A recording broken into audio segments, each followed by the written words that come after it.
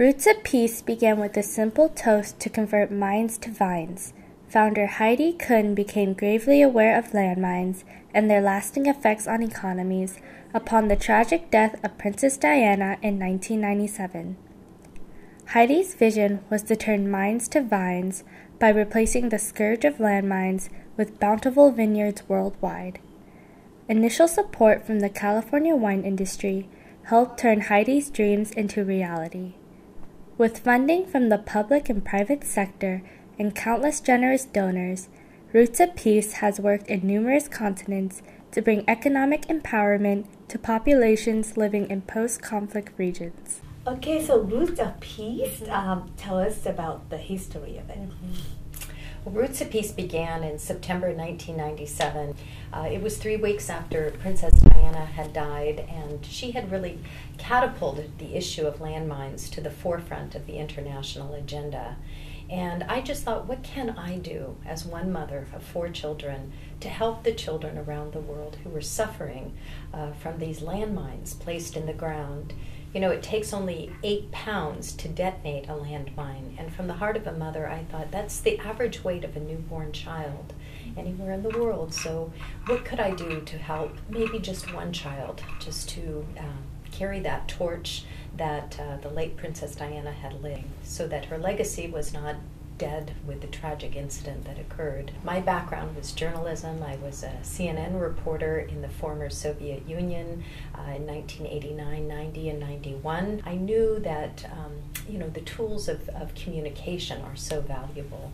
So that little toast of turning mines to vines, replacing the scourge of landmines with bountiful vineyards. I went to wonderful vintners, Robert Mondavi, Mienko Grgic, Diane Disney Miller, and said, what if we got together as vintners to help remove these seeds of hatred? 70 million landmines, Michelle, can you imagine, are in 70 countries. Mm-hmm. So the vintners said yes, and they joined me a few weeks later. We went to Ottawa, Canada, and witnessed the signing of the Ottawa Treaty to ban landmines. I don't do this from a political standpoint. I do this from the heart of a mother. Unbeknownst today, 18 years later, we've now removed over 1 million landmines globally, and in the case of Afghanistan, helped over 1 million farmers and families plant beautiful pomegranates, grapes, cherries, melons, and really cultivate the earth that should be cultivated, not with landmines, but with seeds of life, seeds of hope. So what country have you been helping? Well, we began actually in 1997 in Croatia.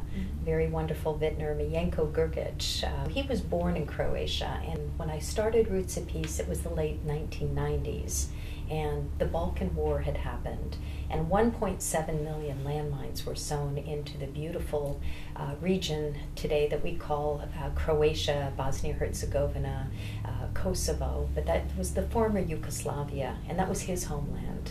So he went over there with me in his 70s. So we were able to do it in very war-torn areas along the Danube River. And from Croatia, we went on to Cambodia, to Angola, where the animals are at risk. So I was so proud as a mother of 4 children, and again, children who play soccer, to remove these landmines. And these proud African children were playing on 3 legs, and so happy to have those 3 legs. Why 3 legs? 2 were crutches. 1 was their good leg. The other leg was blown off by a landmine. But they felt lucky. They felt lucky that they still had their childhood restored. So we gave them crutches. We gave them a clear area in which to play soccer. And nothing felt better to me from the heart of a mother than to help those children around the world who are in need. So when did you get involved in Quang Tri province of Vietnam?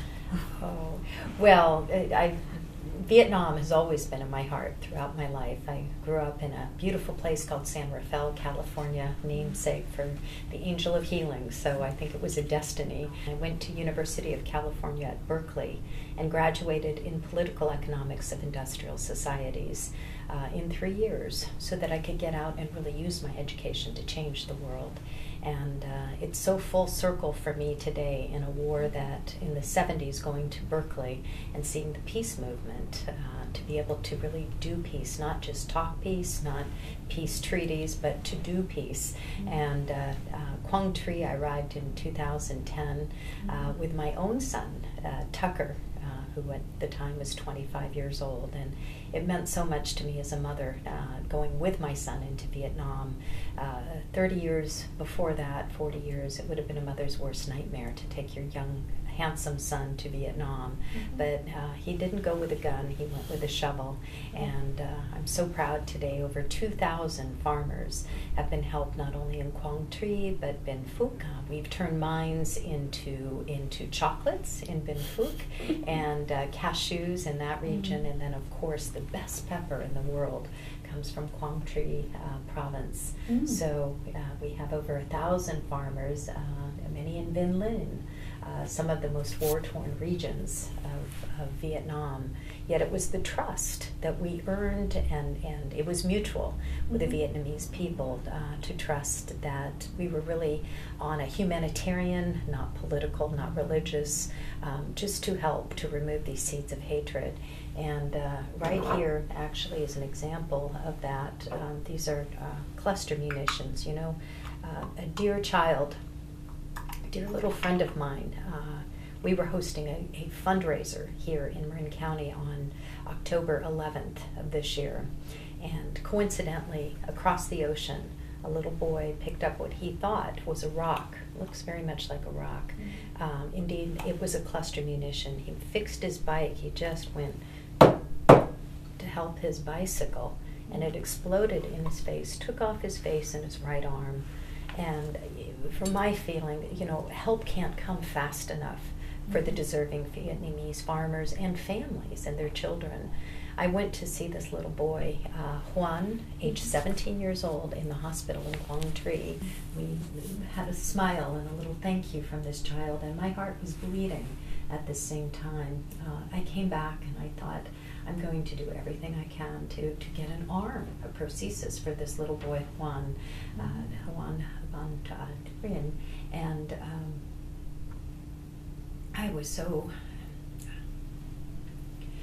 sad to learn that it took him 4 months to die from the injuries. And when I was there last week in Vietnam, I was with his dear mother, Hue, and it was the tradition 50 days of when someone dies. It was the 50th day. And I held his dear mother and wept tears of Vietnamese mothers, of American mothers, for these bombs must come out of the ground faster. We must raise the awareness. We must raise the visibility and the funds and the money it's going to take. Quang Tri today, 80% of the land is still riddled with landmines, UXOs, and cluster munition. And again, in another context, this is just a rock. But I don't want other children picking that up and suffering like my dear little friend Juan did. I could never deliver him that arm. He had died. But I can help use his beautiful name and his courage and his mother's belief in this mission to remove landmines so that other children do not have to suffer the same fate. You said it sounds so easy, mines to vine. I'm sure it's very dangerous. So tell us what it takes to actually remove this mine. Well, in September of 1997, it really poured from my heart, just a simple toast from the heart of a mother. May the world go from mines to vines. And yet walking out of that door the next day and the next 18 years later was probably the hardest journey of my life. Because coming from a beautiful place, Marin County, the other side of the Golden Gate Bridge, you know, we don't have to think about landmines. We don't have to think about it. We can hike the mountains, we can run the beaches, and our children come home tired and sandy. They don't come home without limbs. So it was really the hardest journey of my life, and to never give up, to have that tenacity. When so many people said to me, you can't possibly do this, you're only a mother. And somehow that would give me renewed energy. Yes, I can. I got it. And I would, thank you so much for your advice. And inside I would be like, one more day. And, here I am in the midst of this. And we just have returned last year in May, actually it was 2 years ago, May now, from demining the fields of Bethlehem, 4 miles from where Jesus Christ was born, and it was a Muslim village. So it doesn't matter the faith and in the hearts of people, it matters the children. But it was the hardest minefield of my life, because I had to go over to Jerusalem and lobby at the Knesset with a dear little boy named Daniel Yuval. He was age 11 and was playing in a rare snowball fight in the Golan, the northern part of Israel. And covering the snow was the sign that said landmines. So with his mother, father, and 4 other siblings, throwing a snowball burst and he lost his right leg. So with little Daniel, I worked to lobby at the Knesset. I'm not Jewish, but it didn't matter. And we worked went to the office of Benjamin Netanyahu and the Prime Minister, and brought forth unanimous legislation at the Knesset to demine Israel and West Bank. So going across the wall, the fence, whatever, again, it's a political term I'm not interested in. I met with the Office of President Mahmoud Abbas, the president of Palestine, and he also agreed. So we went into this field and bringing in both Israelis and Palestinians down on their knees to remove these landmines for the sake of the children. And as far as I know, it was the first time and the only time so far that Israelis and Palestinians were able to work together. But for the sake of the children, I think if we can bring the world down and distill it to its least common denominator and recognize the seeds we have in common rather than those which separate us, I think Vietnam is such a beautiful example of that. The kindness, the forgiveness, the graciousness that the Vietnamese people have always extended towards me, the smiles on the faces of the men and the women as they're able to go back and become farmers and make a little money and treat their families in the ways in which they most certainly deserve to be treated. So you mentioned we start out at about 7 million and now we cleared out about 1 million. So your job seemed like never ended. So we do need to have some call for action. We need a major call to action. Right? And Michelle, I'm so honored to be with you. And your incredible story of courage and where you have come from as from the boat, what we call the boat people, but by land, by sea. I'm so honored to work with you and have you here in my offices to show the genuine effort to remove these landmines. And I truly believe in my heart to do this in Vietnam is possible. And for the world to come together during this 40th anniversary of the end of the war, and now looking forward to the 20th anniversary of friendship, reunification of U.S.-Vietnamese relations.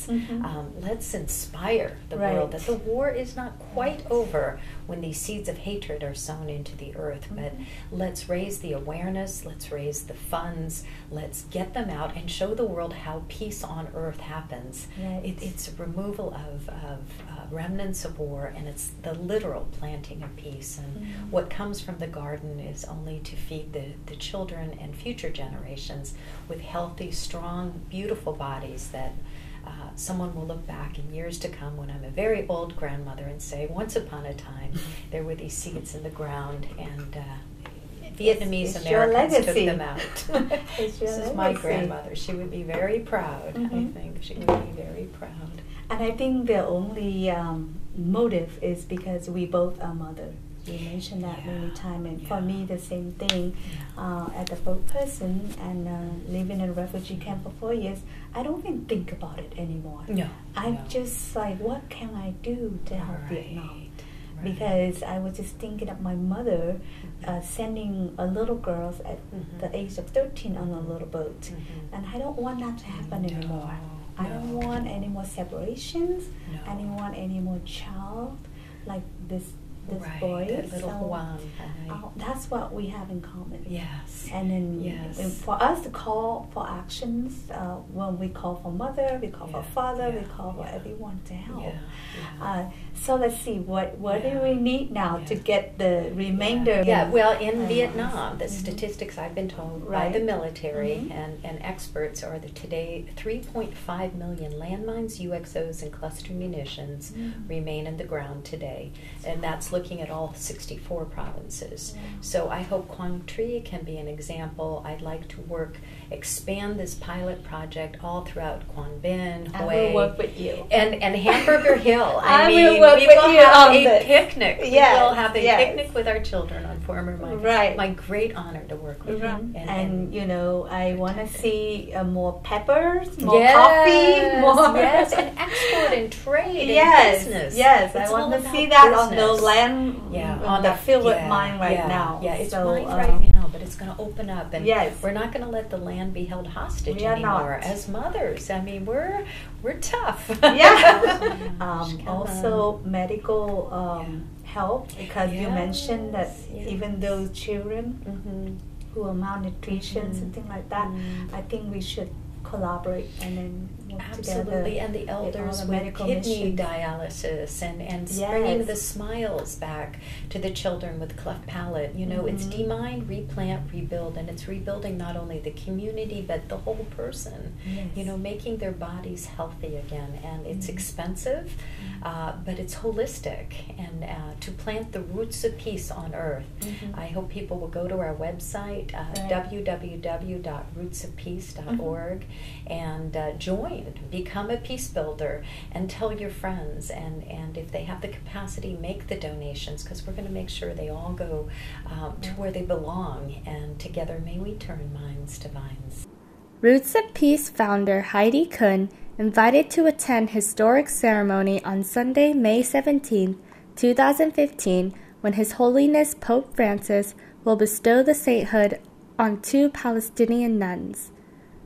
World leaders, global dignitaries, and ranking officials of the Catholic Church proclaim the canonization as a sign of hope for peace and future prosperity in a region torn by centuries of secular conflict and religious division. Roots of Peace operates with its successful model of demine, replant, rebuild by removing landmines and then helping countries to prosper through planting rice in Cambodia, orchards in Croatia, flowers in Bosnia-Herzegovina, soccer fields in Angola, wheat in Iraq, and cocoa in Vietnam. Such efforts have restored childhood dreams for future generations to live in peace. Join Roots of Peace, become a peace builder.